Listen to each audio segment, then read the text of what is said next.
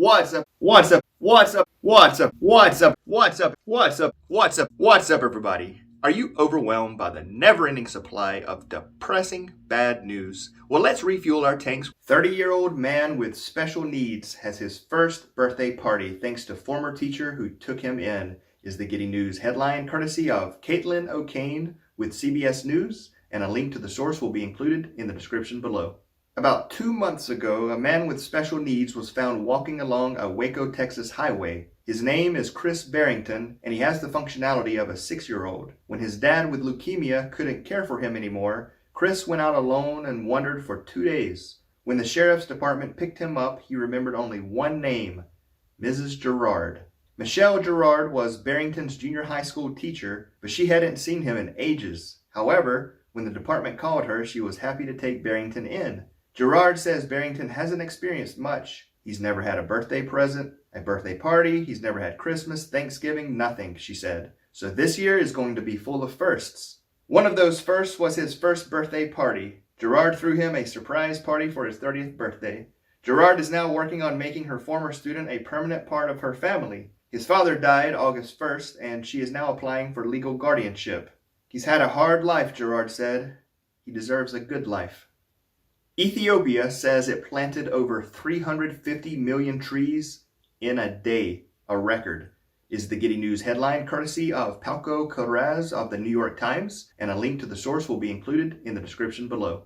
Ethiopia's Prime Minister Abiy Ahmed got his hands dirty recently, along with students, farmers, urban professionals, foreign dignitaries, environmentalists, and other government officials who all got together to plant millions of seedlings, the largest one-day tree planting effort in history. It was all part of Mr. Ahmed's campaign to plant 4 billion trees in Ethiopia before fall to combat deforestation and global warming. In the early 20th century, about 1/3 of Ethiopia was covered in forest, but that had dropped to just 4% by 2000. Many schools and government offices were closed for the day as students and civil servants were urged to take part in the program. The aim was to put at least 200 million seedlings in the ground a day, and by day's end, government officials said that more than 350 million had been planted. Crouching Tiger, Hidden Dragon actor plans to give his $700 million fortune to charity, is the Giddy News headline courtesy of Fino Menendez of Good, and a link to the source will be included in the description below. Living a simple and happy life, Chow Yun-fat plans to give his $700 million fortune to charity. Chow grew up in a farming community on Lama Island, Hong Kong, in a house with no electricity. He would wake at dawn each morning to help his mother sell herbal jelly and aka tea pudding. In the afternoons, he went to work in the fields. At 17, he left school to help support his family by doing odd jobs including bellboy, postman, camera salesman, and taxi driver. His life started to change after college when he responded to a newspaper advertisement, and his actor trainee application was accepted by a local television station. He's now been active in the movie industry for over 4 decades. On his reason for giving away his fortune, Chow smiled and said, "The money's not mine. I'm only keeping it safe for the time being." This med student was given last rites before finding a treatment that saved his life. His method could help millions, is the Giddy News headline courtesy of Ryan Pryor of CNN, and a link to the source will be included in the description below. It was just after Christmas in 2013, and David Feigenbaum was hovering a hair above death while battling cattleman disease, a rare autoimmune disorder partly like cancer. But he survived, and he learned enough to surprise his doctors by coming up with a way to treat his disease. After examining his medical charts, he zeroed in on an idea that researchers hadn't yet explored. A protein called VEGF was spiking 10 times its normal level, and an existing drug could address that. As he put it, a drug that could potentially save my life was hiding in plain sight. So far, it's working. Almost 6 years later, he's in remission, he and his wife have a baby girl, and he's devoting his medical career to saving other patients just like him. As Feigenbaum says, you learn a lot by almost dying. Tokyo 2020 Olympic medals made from 80,000 tons of recycled mobile phones and other electronics, is the Giddy News headline courtesy of Jay Cannon with the USA Today, and a link to the source will be included in the description below. The 2020 Summer Olympics in Tokyo are less than a year away, and the medals are almost ready. After a 2-year donation drive, Tokyo 2020 announced that 100% of the metals used to make the shiny awards will be extracted from materials found in donated electronics and phones. The nearly 158 million pounds of donated electronics was reduced down to approximately 71 pounds of gold, 7,700 pounds of silver, and 4,850 pounds of bronze. Following a process of dismantling, extracting, and refining, the metals will be fused into the brainchild of Olympic medal designer Junichi Kawanishi, who was granted the design opportunity after winning a competition held by Tokyo 2020. Project organizers hope the nationwide electronics drive will help establish a theme of resourcefulness for the Tokyo Games. The organization's website reads, "We hope that our project to recycle small consumer electronics and our efforts to contribute to an environmentally friendly and sustainable society will become a legacy of the Tokyo 2020 Games." Only 29 of 1,338 Indian silent films have survived, but one man is doggedly telling the story of the era, is the Giddy News headline, courtesy of Nandini Ramnath of Scroll, and a link to the source will be included in the description below. Who knows what's out there, says 85-year-old Vershan Dharamsi, writer of the authoritative filmography of Indian silent film between 1895 and the 1930s. For the past few years, the Mumbai-based researcher has been writing a book tentatively titled Archaeology of Early Indian Cinema. Over 1,300 silent movies were made in India in the first 3 decades of the last century, but only 29 of these silent films survive. By the time Dharamsi started compiling his filmography in the early 80s, he had already been working on research projects for historians, anthropologists, and archaeologists. The quest for a clearer picture on the silent era appears to have been an extension of his curiosity about the past. Dharamsi noted that the tools of archaeology also apply to cinema, stating, "It's about how and where to dig." In the Brazilian Amazon, old enemies unite to save their land, is the Giddy News headline, courtesy of João Fele of BBC News, and a link to the source will be included in the description below. While the world's attention has been focused on the fires raging in the Amazon rainforest in Brazil, indigenous people living there have warned that the policies of President Bolsonaro pose a bigger threat to their existence. Rival groups such as the Kaiopo and the Panara have come together to fight the government's plan for the region that is their home.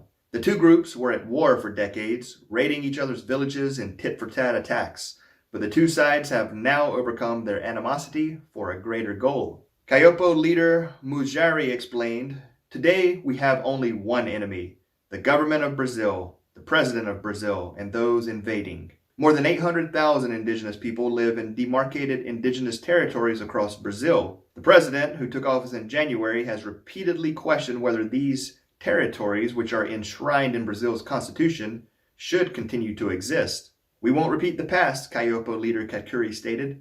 "From now on, we'll be united." North Sydney woman creates community tree filled with warm clothing, is the Giddy News headline, courtesy of Erin Potty with the Cape Breton Post, and a link to the source will be included in the description below. Nicole McPherson set up a Christmas tree in her yard that has delivered more than the festive spirit. In place of tinsel and garland are plastic bags stuffed with warm clothing, including jackets, sweaters, hats, and mittens. A continuing care assistant by profession, McPherson said that everyone goes through a period of time where they are down on their luck. Many of the items for the tree are gently used, but some are brand new. Most of the clothing has come by way of donation. And McPherson said the idea for the community tree came from a social media post in the United States where someone filled a coat rack with donated jackets. McPherson said, "I just thought it was a wonderful idea, and anything to help our community is worth doing." Yellowknife man reunited with tricycle stolen 1 year ago, is the Giddy News headline, courtesy of Avery Zingle of CBC News, and a link to the source will be included in the description below. A year ago, some kids made off with a 3-wheeled trike belonging to Seppo Varela, a 70-year-old survivor of multiple strokes. His daughter, Arlene, said the trike meant freedom for her dad, who lost his driver's license after the series of health setbacks. The tricycle belonged to Seppo's late father, who used to ride it around a community home for seniors. For months, Seppo's family and friends looked high and low for the bike. Then Seppo's son-in-law, Ben Brown, got a call from a friend who found the trike in the water at the bottom of a cliff lake. The trike's fenders were dented The gears needed an overhaul and it was now rusty, but Ben plans to repair the trike and motorize it with an in-hub motor. Seppo said he is happy for two reasons. He has his trike back, and also his son-in-law has a great project to work on. How people with Down syndrome are improving Google's voice recognition tech is the Giddy News headline, courtesy of Connor Garrell with the Huffington Post, and a link to the source will be included in the description below. It's all okay Google and hey Siri in the world of smartphone and voice assistant tech, where by next year it's expected that 50% of all internet searches will be undertaken by voice command. But the technology wasn't made to understand people with Down syndrome, for whom an estimated 30% of all the words spoken are missed. However, almost 2 years ago, Google partnered with the Canadian Down Syndrome Society to create a new project called Project Understood, which is an effort to teach the company's systems to better understand people with different speech patterns. For people with Down syndrome, this sort of technology has the potential of producing a deeper, more meaningful effect. It can help people feel understood. Julie Cattell, a project manager with Google AI, told CBC News, "The more examples the algorithm receives, the better it will get." Hundreds of choir singers staged U.S.-Mexico border sing-along on both sides of the barrier, is the Giddy News headline, courtesy of Chantal Da Silva of Newsweek, and a link to the source will be included in the description below. Hundreds of choir singers joined Canadian music group Choir Choir Choir in a sing-along across both sides of the U.S.-Mexico border in a bid to bring people on both sides of the barrier together. Their performance of With a Little Help from My Friends by the Beatles was live-streamed on Facebook. The initiative was led by the two founders of the Toronto-based choir group, with David Goldman leading the sing-along on the U.S. side, while Nobu Adilman conducted the singing on the Mexican side of the border in Tijuana. According to the Facebook event page, singers of all levels united on both sides of the U.S.-Mexico border to celebrate the unique friendship, culture, and community shared in the border region of San Diego and Tijuana. Pender Harbor teens discover 90-year-old stranded in car for 3 days is the Giddy News headline, courtesy of the Vancouver Carrier, and a link to the source will be included in the description below. A 90-year-old man stranded on a logging road for 3 days was rescued after being discovered by two teenagers who were dirt biking in the area. "It was a pretty precarious situation because I was on the edge of quite a big ditch," said Jones, who moved to the passenger seat to keep it balanced. Jones estimated he was 8 kilometers up the road and decided to stay with the car rather than test his fate on the steep and rugged terrain. Nolan Johnston and Jacob Thornton, meanwhile, were dirt biking near Madera Park when they decided to try a trail down a different road. When they knocked on the window, Jones gave them a thumbs up, leading them to think somebody was already coming for him. As they walked to their bikes, they heard the man knock on the window, so they returned and opened the door. Jones said after his rescue, "Was I ever pleased to get out of there? I was so thirsty." Regina's Superheroes hockey team gives kids with disabilities a chance to play, is the Giddy News headline, courtesy of Joelle Sill with CBC News, and a link to the source will be included in the description below. Mark Taylor never thought he'd see his 11-year-old son, Jack, putting on a hockey jersey and stepping out onto the ice as part of a team. Jack, who has autism, is a player on the Superheroes team in Regina. The program provides kids with cognitive and physical challenges an opportunity to lace up some skates and hit the ice. The Superheroes pilot project launched in Calgary and now has expanded to more cities across Western Canada. It was adapted from the Hockey Education Reaching Society, also known as HEROES. This program epitomizes the phrase, "Hockey is for everyone," said Rob Kerr, one of the HEROES team members who helped start the program in Calgary. Mark said, "I went out on the ice with them the first day and I looked up in the stands at all the parents. They either had big wide grins on their face or they kind of looked a little misty-eyed."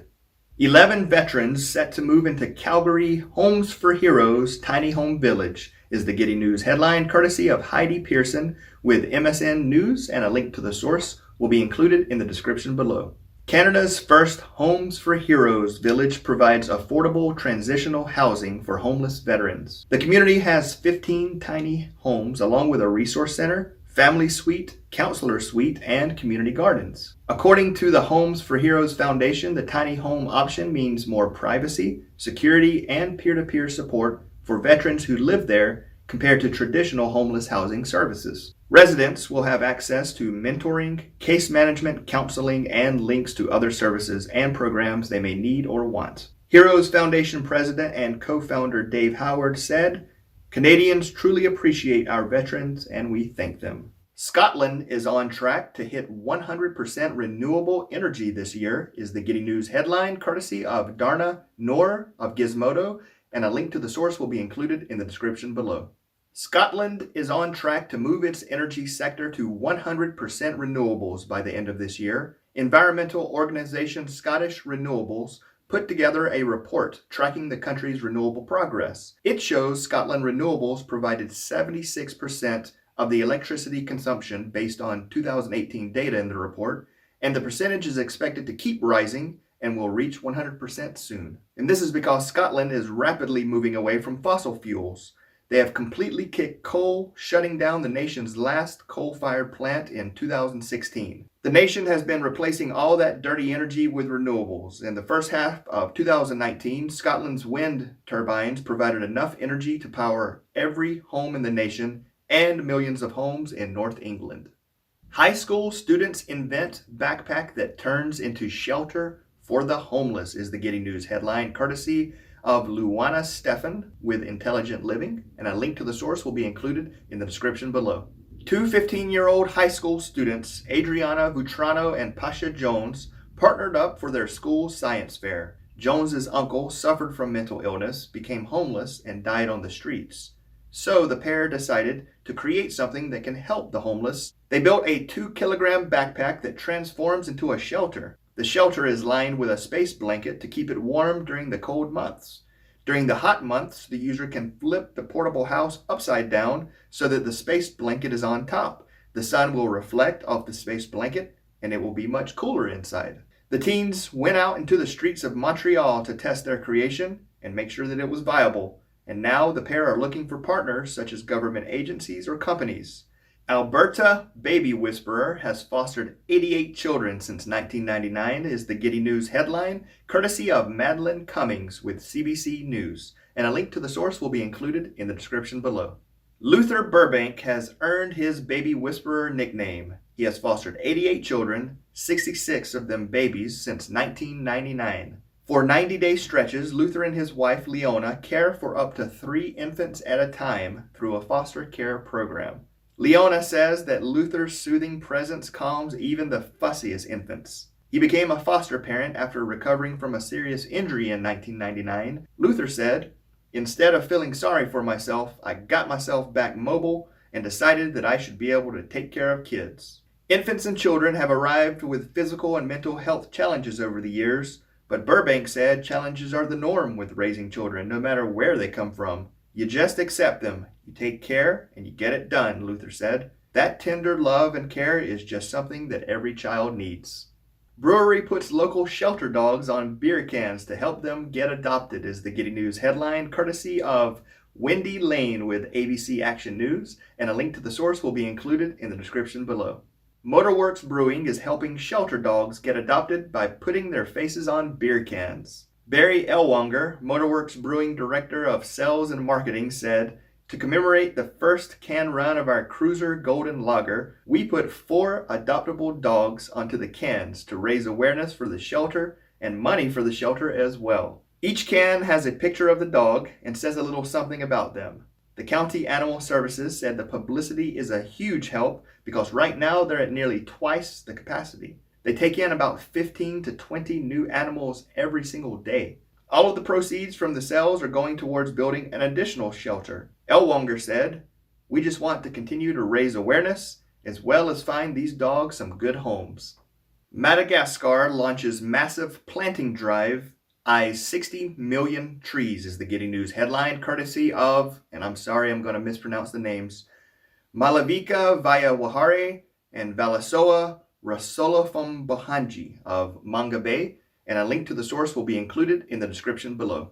Madagascar has embarked on its most ambitious tree planting drive yet, aiming to plant 60 million trees in the coming months. The island nation celebrates 60 years of independence this year, and the start of the planting campaign marked 1 year since the inauguration of President André Rajoelina, who has promised to restore Madagascar's lost forests. Madagascar, the oldest island in the world and the fourth largest, is home to an astounding range of plant and animal life. But between 2001 and 2018, it lost about one-fifth of its tree cover. Months of planning and a massive nationwide effort to amass seeds and populate nurseries culminated in the highly publicized launch. Rajolina has said, "The government has the challenge of making Madagascar a green island again. I encourage the people to protect the environment and reforest for the benefit of the future generations."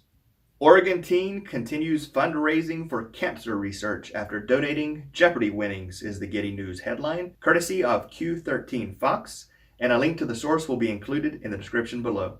Avi Gupta, an Oregon teenager who won on Jeopardy, is putting his winnings toward a great cause. Gupta is now a freshman at Columbia University, where he plans to study computer science, and after his Jeopardy episode was taped, Gupta learned that host Alex Trebek is fighting stage 4 pancreatic cancer. So, Gupta donated 10,000 of his winnings to OHSU's Knight Cancer Institute in honor of Trebek. Gupta did some fundraising on his own and multiplied that donation. Gupta said, "I feel very excited that the campaign succeeded to this level. Beyond excited to share today that we've raised over 200,000 for pancreatic cancer. That's over 20 times an increase over my initial donation."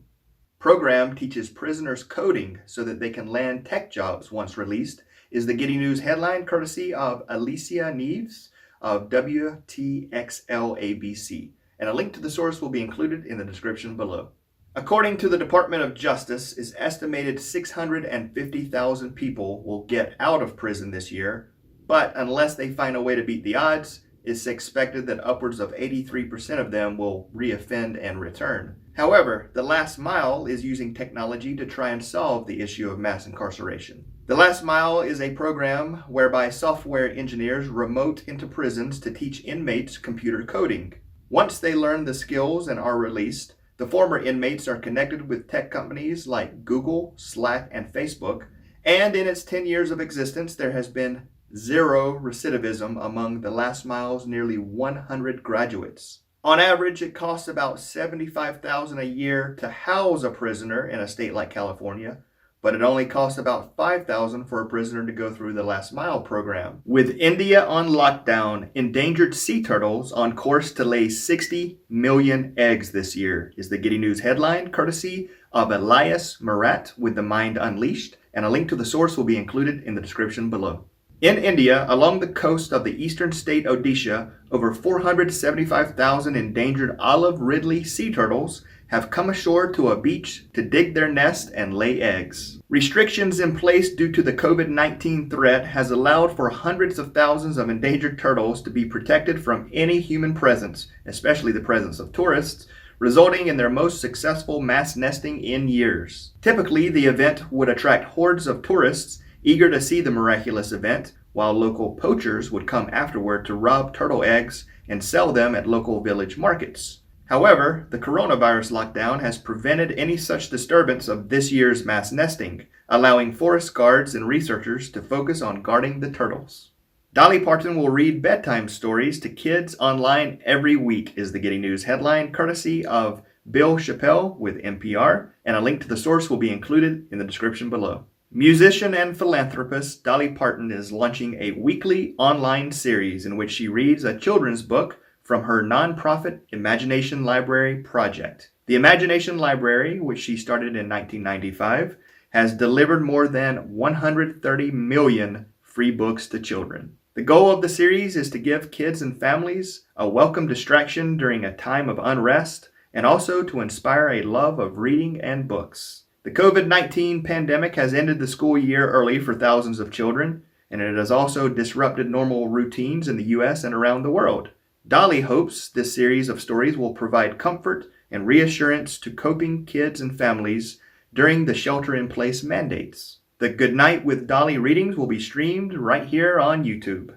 Less traffic on Las Vegas roads during pandemic is causing less pollution, is the Giddy News headline, courtesy of Amy Abdel-Sayed of KTNV Las Vegas News, and a link to the source will be included in the description below.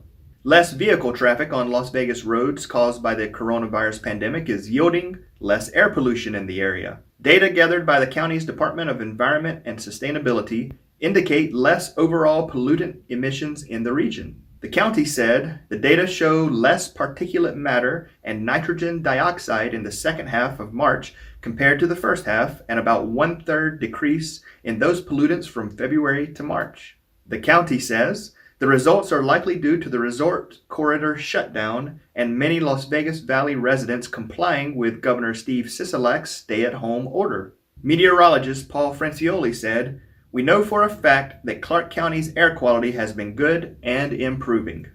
Love in coronavirus times. A couple meets for dates on closed Danish-German border is the Giddy News headline, courtesy of Melissa Suji van Brunnersum of DW.com, and a link to the source will be included in the description below. 85-year-old Inga Rasmussen lives in Denmark. 89-year-old Karsten Hansen lives in Germany. Despite the coronavirus pandemic, they have not been deterred from meeting each other every single day at the border, while keeping a safe distance, of course. They meet at the border to chat, eat lunch, and have a flask of coffee or Gil Combe, which is a popular spirit from the region. Normally, they would embrace, kiss, and hug, but now they must keep their distance. The two sit on each side of the red and white barrier that make the border, on chairs that they have brought with them from home. The couple met 2 years ago, and since March 13th of last year, they have spent every single day together. As Hansen says as they toast each other, cheers to the love. Simple, low-cost ventilator builds on available resuscitation bags is the Giddy News headline, courtesy of John Toon with Georgia Tech News, and a link to the source will be included in the description below. A simple, low-cost ventilator based on the resuscitation bags carried in ambulances has been designed by an international team of university researchers. The device could help meet peak medical demands created by the COVID-19 pandemic. The ventilator, which can serve 2 patients simultaneously, can be produced from inexpensive metal stock and plastic gearing. The airflow is separate for 2 patients to avoid cross-contamination. The device was designed at Cranfield University in the United Kingdom and built and tested at Georgia Tech in collaboration with Emory University. Susan Margilis, chair of the Department of Biomedical Engineering at Georgia Tech and Emory University, said, "It is heartwarming to see U.S. manufacturers open source some of their FDA-approved designs to stimulate production. This game helps scientists design COVID drugs, and they want you to play," is the Giddy News headline, courtesy of Liam Mannix of the Sydney Morning Herald, and a link to the source will be included in the description below.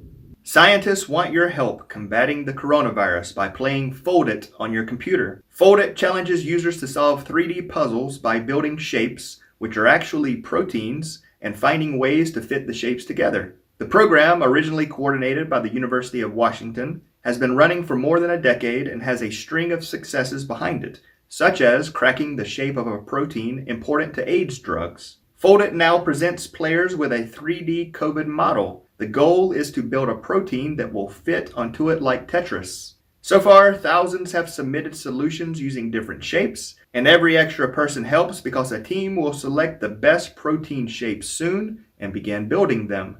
Ultimately, the protein shapes will be tested against the COVID virus in a lab to design potential drugs. Portugal gives migrants and asylum seekers full citizenship rights during the coronavirus outbreak, is the Giddy News headline, courtesy of Mia Alberti and Vasco Cotovio of CNN, and a link to the source will be included in the description below. Portugal has temporarily given all migrants and asylum seekers full citizenship rights, granting them full access to the country's healthcare during the coronavirus outbreak. The move will unequivocally guarantee the rights of all the foreign citizens, with applications pending with Portuguese immigration, said the nation's Council of Ministers. President Marcelo Rebelo de Sousa called the COVID-19 pandemic a true war which would bring true challenges to the country's way of life and economy. De Sousa praised the behavior of Portuguese citizens, saying they have been exemplary in imposing a self-quarantine and reflecting this is a country that has lived through everything. A 10-year-old girl has sent more than 1,500 art kits to kids in foster care and homeless shelters during the coronavirus pandemic, is the Giddy News headline, courtesy of Ala Elassar of CNN, and a link to the source will be included in the description below.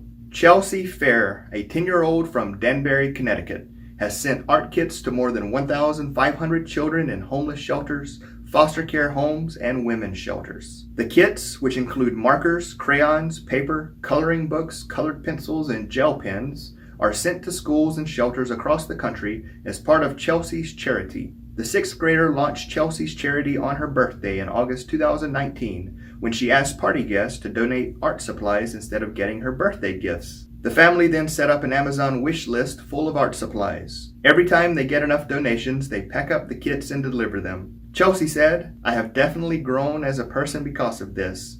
Now my dream is to meet every kid in the entire world and give them art."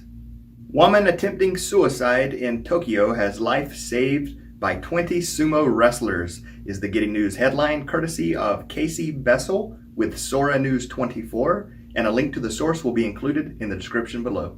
A woman in her 30s was walking near the Kinagakawa River. Stepping out onto a pedestrian bridge that spans the river, she climbed over the chest-high railing and threw herself into the water below in a suicide attempt. Luckily, a 70-something local saw the woman fall into the water. "Don't die!" he shouted while whipping out his phone to call the paramedics. But it turned out that help was even closer by. The closest building to the bridge is a dormitory training facility for sumo wrestlers in the Sakaigawa stable. The sumo wrestlers follow an early-to-rise regimen, so the men were nearby and ready to spring into action. They were able to pull her out of the water and onto the safety of dry land, saving her life. Bald eagle nest with eggs spotted on Cape Cod for the first time in 115 years is the Giddy News headline, courtesy of WCVB News, and a link to the source will be included in the description below. The number of bald eagle nests in Massachusetts has dramatically increased during the coronavirus pandemic. The Massachusetts Division of Fisheries and Wildlife said it has already documented over 70 active eagle nests throughout the state this spring. The bird's status recently improved from threatened to special concern on the state's Endangered Species Act list due to successful conservation measures. According to Mass Wildlife, the new barnstable nest marks the first time a bald eagle nest with eggs has been on Cape Cod in 115 years. Wildlife officials said, "More and more people across the Commonwealth are experiencing the thrill of seeing eagles in their own neighborhoods." Google's drone delivery service now dropping library books to kids is the Giddy News headline, courtesy of Joanna Nelius with Gizmodo, and a link to the source will be included in the description below. Book-loving kids in Christiansburg, Virginia are about to get a special delivery to ease the boredom of summer quarantine. Google will start dropping books to kids via its drone delivery service, Wing. For many school librarians, getting kids to read over the summer can be a challenge. Having some sort of library book delivery service is essential to make sure children continue to have access to books. Kelly Pasick, a Montgomery County Public Schools middle school librarian, recommended the drone delivery service. Pasick hopes that watching a drone deliver books to their house will entice kids to read more. She said, "I think kids are going to be just thrilled to learn that they are going to be the first in the world to receive a library book by drone." The only living Tuskegee Airman nurse who cared for World War II cadets celebrates her 100th birthday is the Giddy News headline, courtesy of Joelle Goldstein with People, and a link to the source will be included in the description below.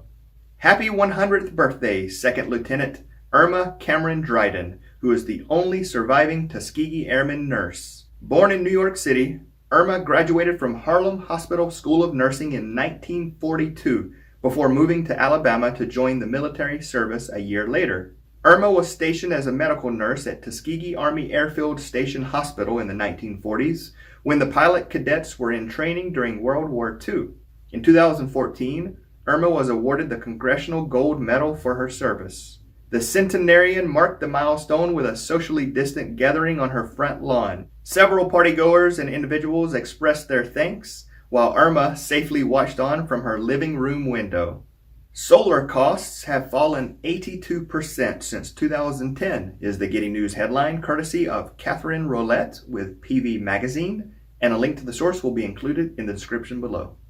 The levelized cost of energy generated by large-scale solar plants is around 7 cents per kilowatt hour compared to 38 cents 10 years ago, Since 2010, the cost of energy has dropped by 82% for photovoltaic solar, by 47% for concentrated solar energy, by 39% for onshore wind, and by 29% for wind offshore. The cost reductions witnessed in the last decade were due to improved technology, economies of scale, supply chain competitiveness, and the growing experience of developers. On average, it's cheaper to commission new PV and wind power facilities than it is to keep many coal-fired plants in operation. 9-year-old Kenyan boy recognized by President Kenyatta for building hand washing machine is the Giddy News headline, courtesy of CGTN, and a link to the source will be included in the description below. Stephen Wamukota, a 9-year-old Kenyan boy, was named by President Kenyatta as a recipient of the prestigious Uzalendo Award for building a unique hand washing machine to aid in the fight against COVID-19. The hand washing machine is meant to help users clean their hands without touching it, thereby minimizing any possible contact with the disease during the process. Since his simple machine hit the news headlines, political leaders from the young boy's region have promised to help nurture his talent further. Regarding his invention, Wamukota said, "I had the idea of developing this machine, and after I started, I ran out of materials and approached my father, and he assisted me to complete it." Double amputee 5-year-old Tony Hudgel raises more than $1 million for charity with beautiful act, is the Giddy News headline, courtesy of Rob Pachetta of 7 News Australia, and a link to the source will be included in the description below. 5-year-old Tony Hudgel lost both his legs after suffering abuse from his biological parents as a newborn, and that left him on life support at London's Children's Hospital.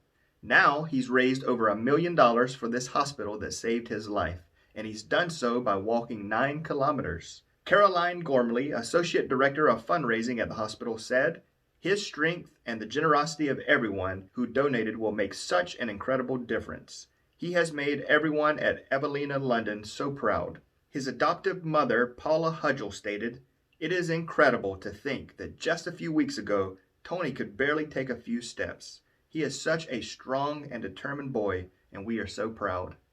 This new high-tech glove translates sign language into speech in real time, is the Giddy News headline, courtesy of Rob Pachetta with CNN, and a link to the source will be included in the description below. A glove that translates sign language into speech in real time has been developed by scientists. The wearable device contains sensors that run along the 4 fingers and thumb to identify each word, phrase, or letter as it is made in American Sign Language. Those signals are then sent wirelessly to a smartphone, which translates them into spoken words. The researchers also added adhesive sensors to the faces of people used to test the device to capture facial expressions that are a part of American Sign Language. Lead researcher Jun Chen stated, "Our hope is that this opens up an easy way for people who use sign language to communicate directly with non-signers without needing someone else to translate for them. In addition, we hope it can help more people learn sign language themselves." City of Sydney completes switch to 100% renewable supply, is the Giddy News headline, courtesy of Michael Meisengarb with Renew Economy, and a link to the source will be included in the description below. The City of Sydney has officially switched to 100% renewable electricity, with its power supplies now flowing from wind and solar projects from across regional New South Wales. The city will now source the equivalent of all of its electricity consumption from renewable sources. This includes a new 3-megawatt solar farm built in partnership with the not-for-profit Repower Shoalhaven initiative. The City of Sydney will also source power from the 120-megawatt Bowman Solar Farm and the 270-megawatt Sapphire Wind Farm. Sydney Lord Mayor Clover Moore stated, "We are in the middle of a climate emergency. If we are to reduce emissions and grow the green power sector, all levels of government must urgently transition to renewable energy." California condors return to Sequoia National Park for the first time in 50 years, is the Giddy News headline, courtesy of Yesenia Funes with Gizmodo, and a link to the source will be included in the description below. For the first time in 50 years, California condors have returned to Sequoia National Park. This sighting signals that federal efforts to bring the California condor back from near extinction are working. By 1985, only 9 condors remained in the wild. Through a captive breeding program, the U.S. Fish and Wildlife Service was able to help the population grow, and now more than 127 are believed to roam California. Another part of helping this species in the region is informing hunters about how to be careful in maintaining practices that will allow the birds to thrive. The condor's return to Sequoia National Park signals that California condors may be returning to their historical habitat there, but park officials haven't witnessed that just yet. However, they did find two birds hanging out atop Morro Rock.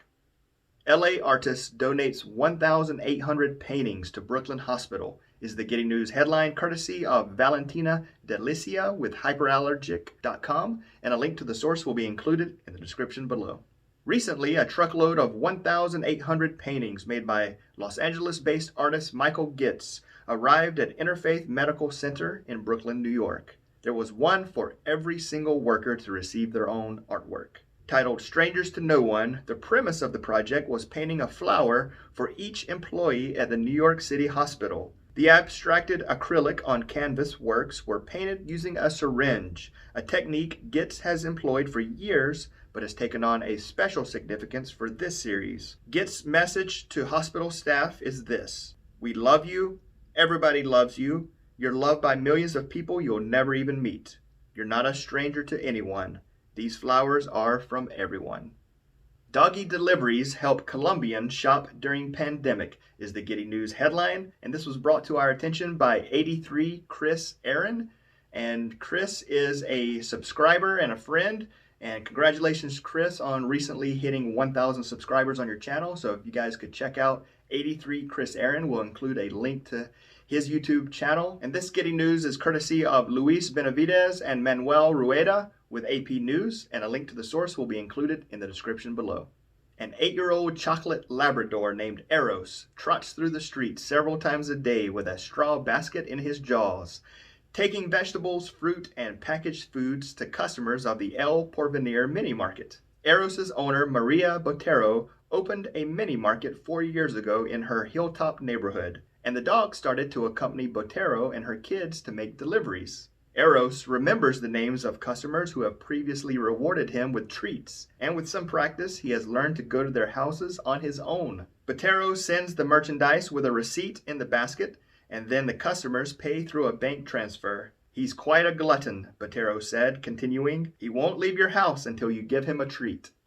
Finland ends homelessness and provides shelter for all in need is the Giddy News headline, courtesy of Presenza London, and a link to the source will be included in the description below. 1 decade ago, you could see tent villages and makeshift huts standing between the trees in the parks of Helsinki. There were too few emergency shelters, and many affected people did not manage to get out of the homelessness cycle. They couldn't find jobs without a housing address, and without a job, they couldn't find housing. In 2008, the Finnish government introduced a new Housing First policy for the homeless. Homeless people get a flat without any preconditions. Social workers who have offices in the residential buildings help with financial issues such as applications for social benefits and are available for counseling. Since then, the number of people affected has fallen sharply, and Finland is the only country in Europe where homelessness is in decline. Juha Kakinen, director of the Y Foundation, stated, "It was clear to everyone that the old system was not working. We needed radical change." Immigrant families pay tribute to Alex Trebek for helping them learn English is the Giddy News headline, courtesy of Sakshi Venkatraman with NBC News, and a link to the source will be included in the description below. Fans of Jeopardy all over the world have mourned the death of longtime host Alex Trebek, but one group shared an extra special connection. Immigrant families living in the U.S. say watching Trebek, who was 80 and had hosted the quiz show for 37 years, helped them to learn English.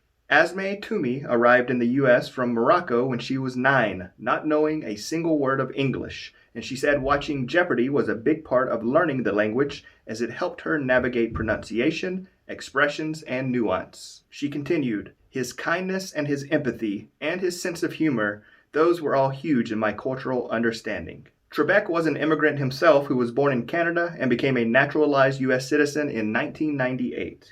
Rest in peace, Alex Trebek. This Arkansas school turned solar savings into better teacher pay, is the Giddy News headline, courtesy of Avery L. Felt of the Energy News Network, and a link to the source will be included in the description below. In Batesville, Arkansas, a solar array at the local high school is boosting teachers' pay.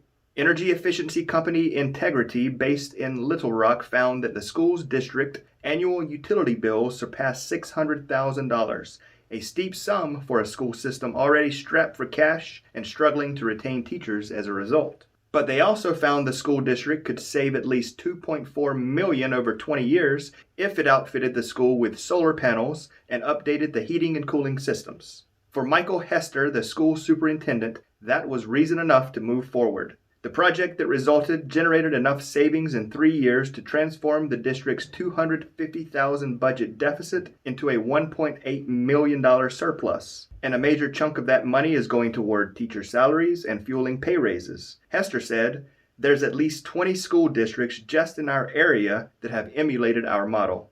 17-year-old is adopted after 3,739 days in foster care, is the Giddy News headline, courtesy of Nicole Pelletier with Good Morning America, and a link to the source will be included in the description below. A 17-year-old has found a forever home after spending a decade in the foster care system. Akira Holstein was adopted in Kentucky by Katie Holstein after 3,739 days and 24 prior placements. Holstein began fostering children in August of 2017. She's assisted other foster parents with respite care, where she'd take in foster kids on a short-term basis. Holstein was fostering several children when she began the adoption process for Akira. "And the thing I love about her most," Holstein said, "is how resilient she is. Even though she's been in foster care for so long only to be disappointed, she took a chance on me and my family and let herself be loved again." Profits from wine label go to good cause, is the Giddy News headline, courtesy of RNZ New Zealand, and a link to the source will be included in the description below. In addition to growing organic grapes for his boutique, Terrace Edge brand, Pete Chapman has another wine label where all the profits go to an organization that works with human trafficking survivors. Pete says, "We bought the land in 1999 and it has always been a family project." 3 years ago, Pete and his wife Alana created another brand wine from the Terrace Edge vineyard grapes called 27 Seconds. That name stems from the stat that every 27 seconds, a child in the world is sold or trafficked into slavery. With every bottle of 27-second wine sold, 100% of the profits go to Hagar, an NGO which provides recovery care to survivors of slavery, trafficking, and severe abuse in Afghanistan, Cambodia, and Vietnam. Pete says, "We see it as a really sustainable model. Not every business has to be creating profits for shareholders." COVID-hit mother wakes up from coma to find she has given birth to twins, is the Giddy News headline, courtesy of Lisa Dowd with Sky News, and a link to the source will be included in the description below. A hospital consultant delivered twins prematurely while she was in a coma with COVID. Perpetual Uke, a rheumatology consultant in Birmingham, was taken to the city's Queen Elizabeth Hospital and ended up on a ventilator in an induced coma, and her babies were born by cesarean section. When she came out of the coma, she thought they hadn't survived. Mizuke said, "By the time I woke up, I was so disoriented. I thought I'd lost my pregnancy because I couldn't see my bump anymore." But Boo Palmer, a girl, and Pascal, a boy, were born and at just 26 weeks old. They were placed in incubators on the neonatal intensive care unit. The mother spent another 16 days on the critical care unit before eventually meeting them. She said, "Sometimes I look at them in tears. It is amazing what medical professional science can offer." Revolutionary CRISPR-based genome editing system treatment destroys cancer cells, is the Giddy News headline, courtesy of Tel Aviv University and the Medical Express, and a link to the source will be included in the description below.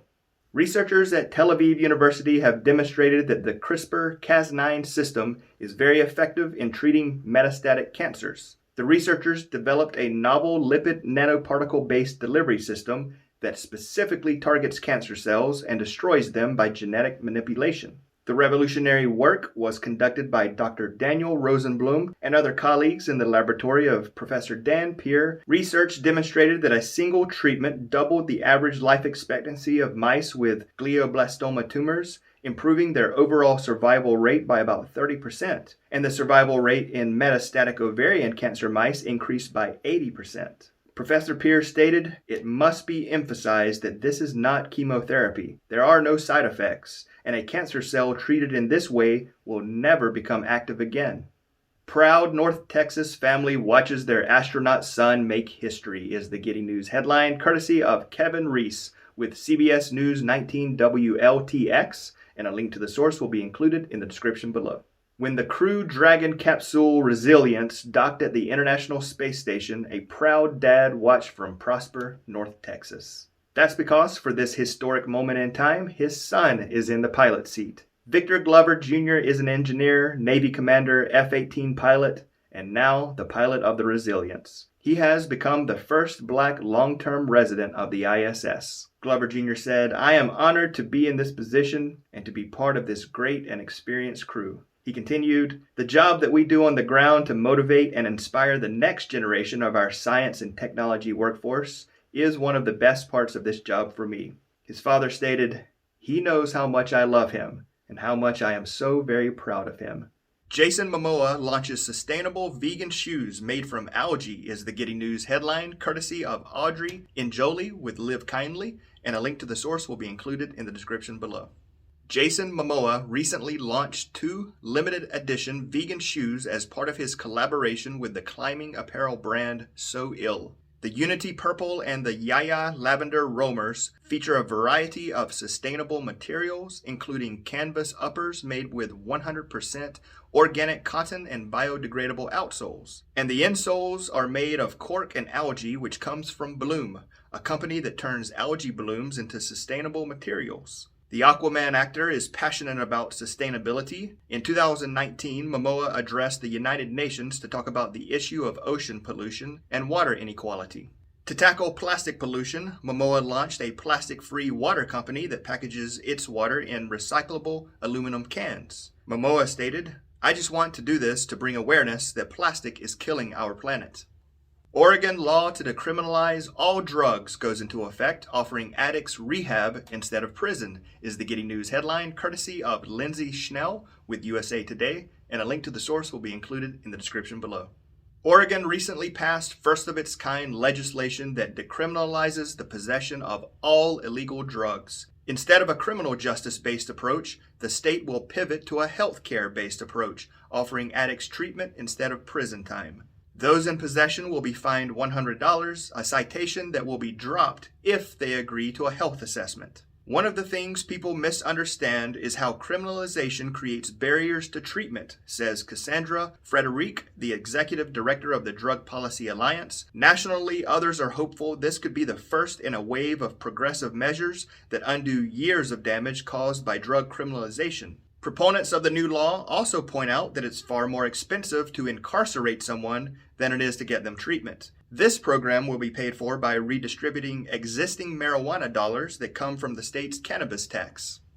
A college student made big bucks off GameStop stock. Now he's donating video games to a children's hospital, is the Giddy News headline, courtesy of Kelsey Smith with CNN, and a link to the source will be included in the description below. After making thousands from GameStop stock, a 20-year-old college student used his newfound riches to pay it forward to a local children's hospital.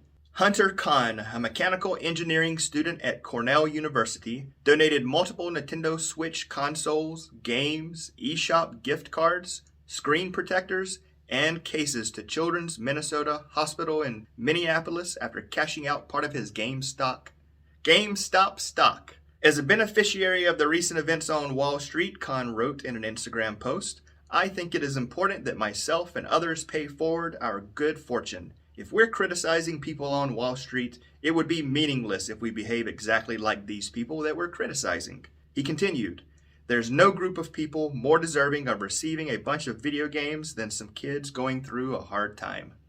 Perseverance rover snaps gorgeous HD panorama of Mars landing site, is the Giddy News headline, courtesy of Mike Wall with Space.com, and a link to the source will be included in the description below. NASA's Perseverance rover has given us our best view yet of its Martian landing site. The car-size rover captured a gorgeous 360-degree panorama of its surroundings on the floor of Jezero crater, which harbored a lake and a river delta billions of years ago. The photo is composed of 142 individual images taken by the Mastcam-Z camera system. Jezero's distant rim is visible in the new photo, as is a cliff face that's a remnant of the ancient delta. The new panorama is zoomable, so you can inspect those features and others in the foreground, including curiously holy rocks, up close in the full resolution version. As its name suggests, Mastcam-Z sits on the mast and consists of two zoomable cameras. The rover also carries a helicopter named Ingenuity that will attempt to become the first rotorcraft ever to fly on a world beyond Earth. Man leaves fortune to French village that hid his family from Nazis is the Giddy News headline, courtesy of The Guardian, and a link to the source will be included in the description below. An Austrian man who fled the Nazis with his family during World War II has bequeathed a large part of his fortune to the French village whose residents hid them from persecution. Eric Schwamm, who died at age 90 this past Christmas Day, wrote the surprise gift into his will for Les Chambon-sur-Lignon, located on a remote mountain plateau in southeast France. Schwamm and his family arrived in 1943 and were hidden in a school for the duration of the war and remained there until 1950. Over the centuries, this village has taken in a wide range of people fleeing religious or political persecution, from priests driven into hiding during the French Revolution to Spanish Republicans during the Civil War of the 1930s, and more recently migrants and refugees from the Middle East and Africa. The village's mayor, Jean-Michel Ayrault, stated that Schwamm asked the money be used for educational and youth initiatives. Snowy owl stops in Central Park, New York for the first time since 1890 is the Giddy News headline, courtesy of Teresa Mashimer with Smithsonian Magazine, and a link to the source will be included in the description below. A crowd recently gathered in New York City's Central Park to see a rare spectacle, a snowy owl. The last reported sighting of a snowy owl in Manhattan was in 1890. Snowy owls spend most of the year in the Arctic tundra of northern Canada. They travel south each winter, and their normal winter range barely crosses the United States-Canada border. The owls tend to look for habitats that resemble their tundra home. That brings them to chilly shores, open fields, and airports, and in this case, the baseball fields that had been fenced off to let grass regrow in Central Park. Onlookers identified the owl as a young female because of its thick black stripes, and Audubon Society outreach manager Molly Adams said, "Seeing the snowy owl is like winning the lottery." Kenyan woman finds a way to recycle plastic waste into bricks that are stronger than concrete is the Giddy News headline, courtesy of Catherine Garcia with Yahoo News, and a link to the source will be included in the description below. Using her ingenuity and engineering skills, Zambi Mati found a way to help the environment by converting plastic waste into building materials. In 2017, Mati opened a factory in Nairobi called Giddy Makers, where workers take plastic waste, mix it with sand, and heat it up, with the resulting brick being 5 to 7 times stronger than concrete. Since opening, Giddy Makers has recycled 20 tons of plastic waste, and Mati plans on adding a larger production line that will allow the factory to triple its output. Mati is a materials engineer, and she designed the factory's machines after becoming sick of waiting for government officials to do something about plastic pollution. She said she did so because she was tired of being on the sidelines. The social supermarket is like any regular store, except everything is free, is the Giddy News headline, courtesy of The Optimist Daily, and a link to the source will be included in the description below. The New Zealand capital of Wellington is now home to a supermarket where everything is free. This unique food bank, called the Social Supermarket, is run by Wellington City Mission, an organization founded in 1904 to respond to the needs of the community. The idea behind the Social Supermarket is to provide food support to the community while giving people the opportunity to choose the food they like and know what to do with. To shop here, people simply declare who they are and what their situation is, and then they make an appointment. Points are allotted to people based upon their circumstances. Instead of prices, items are assigned a value, with 1 point being the least expensive goods, and 5 points representing items that are worth more than $10. There is also a bin full of items that do not count towards the points total. Wellington City Mission hopes that the social supermarket will be a space that generates critical conversations about the cost of living and the impact of income on food security. Once called crazy, Indonesian eco-warrior turns arid hills green is the Giddy News headline courtesy of Heru Esperanto with Reuters, and a link to the source will be included in the description below. Indonesian eco-warrior Sadiman has turned barren hills green after 24 years of effort. The 69-year-old has worked relentlessly to plant trees in the hills of central Java after fires nearly dried up its rivers and lakes. The long and wide-spreading roots of at least 11,000 banyans and ficus trees Sadiman has planted over 600 acres help to retain groundwater and prevent land erosion. Thanks to his efforts, springs have formed where once there was barren and arid land, and their water is piped to homes and used to irrigate farms. At the beginning, few village residents appreciated his work. People ridiculed him, and some even thought he'd went mad. Sadiman responded, "I hope the people here can have prosperous lives and live happily." San Diego man reunited with wallet lost in Antarctica 53 years ago is the Giddy News headline, courtesy of Pam Cragen with the San Diego Union Tribune, and a link to the source will be included in the description below. In October of 1967, Navy meteorologist Paul Grisham shipped out to Antarctica, where he worked as a weather forecaster for a science station on Ross Island. 13 months later, he returned to his family in sunny California, but without his wallet. Recently, the 91-year-old Grisham was reunited with his long-lost billfold, which was found behind a locker during the demolition of a building at McMurdo Station, the southernmost town on Earth. Inside the recovered wallet was Grisham's Navy ID, his driver's license, a tax withholding statement, a recipe for homemade Kahlua, a beer ration punch card. There was no cash, as there was nothing to buy at the station. Yemen's microgrid girls power community amid war and COVID-19 is the Giddy News headline, courtesy of Veronique Mistayin with Al Jazeera, and a link to the source will be included in the description below. Last year, Huda Othman Hassan and 9 other women set up a solar microgrid in rural Yemen. The project is one of 3 the United Nations Development Program helped put in place in frontline off-grid communities in the war-torn country. Now, the solar microgrid provides the community with cheaper, clean, and renewable energy, while also tackling another major issue in this part of Yemen, helping women earn a stable income and gain new professional skills. Iman Al-Hamli, director of the station, said, "At first they made fun of us, that we want to do men's work. But now our community is respecting us as we are business owners. Now they want their women to participate and succeed like the microgrid girls." Teenager makes bow ties for shelter dogs to help them get adopted is the Giddy News headline, courtesy of Alastair Mason with the Evening Standard, and a link to the source will be included in the description below. A teenager is helping dogs get adopted by making bow ties for them to stand out to potential new owners. 14-year-old Darius Brown started producing the dogwear in 2017 in the wake of Hurricane Irma, when he discovered many dogs and cats from Florida and Puerto Rico had been transported to shelters close to his home in Newark, New Jersey.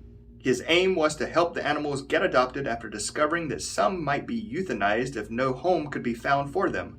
Darius said, "It hurt my feelings a lot, so I made my mission to help as many dogs and cats in the world as I possibly can."